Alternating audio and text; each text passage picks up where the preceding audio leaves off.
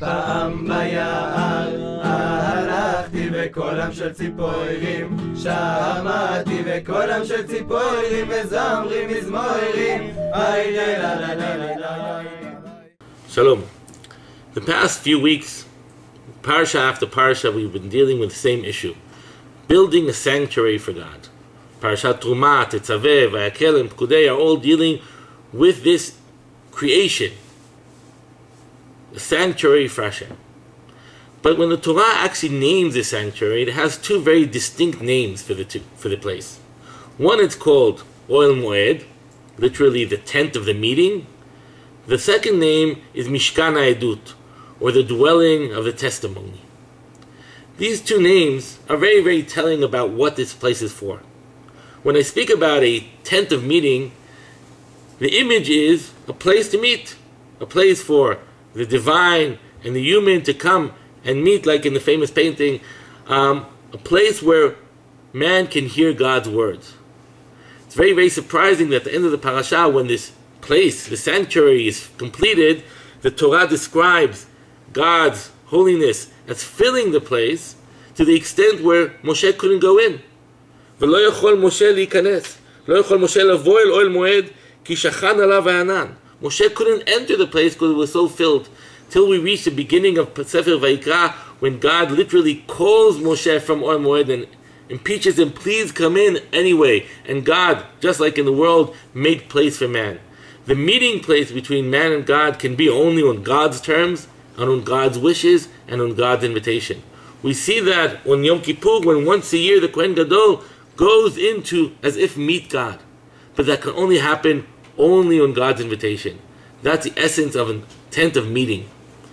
The Mishkan HaEdut, the place for the testimony, is a totally different version. It's not a place to meet God, but rather a constant memorial to the fact that God had chosen us.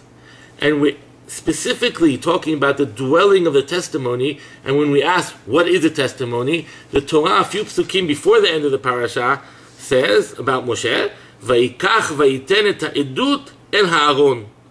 Moshe took the testimony and placed it in the Aron. What did he place in the Aron? What testimony? We all know. In the Aron, we had the Luchot HaBrit. We had the tablets that Moshe received on Mount Sinai.